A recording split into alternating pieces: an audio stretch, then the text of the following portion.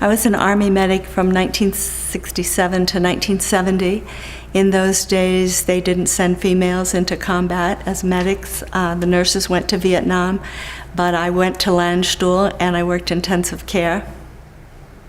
Being sent to Germany left me with that feeling like I really wanted to do more.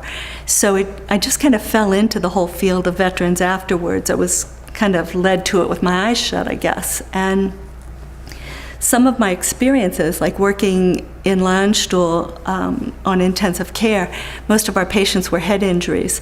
And in those days, people really didn't understand head injuries. And so I actually got a footing without even realizing it a long, long time ago. When I came back to the States, I went to school and I got 2 degrees in psychology. I'm board certified as an expert in traumatic stress.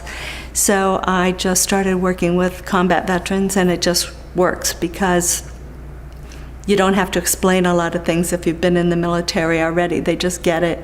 I just got it, and it just worked out very well.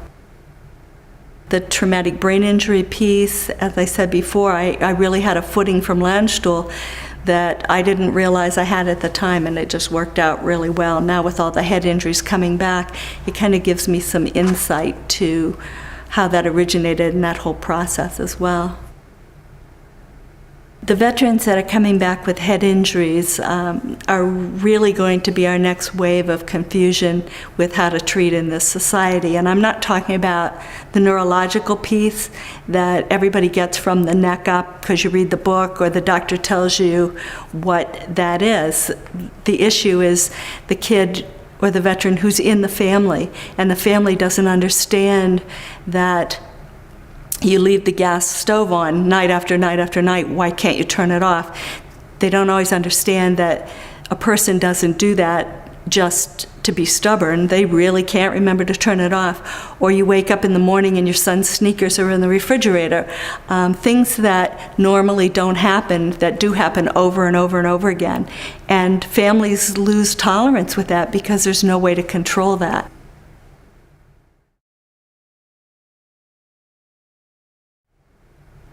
He just told me the other day, and I didn't even realize this, that when he eats his meal, sometimes he looks down at his plate and he doesn't remember that he ate.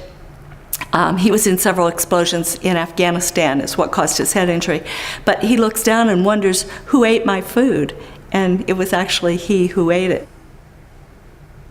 I think the way to make people more tolerant of the returning veterans and the issues is education and understanding that these men and women, and don't exclude women, because many people, when you say veteran, immediately think males, and that's just not true. Women are veterans too.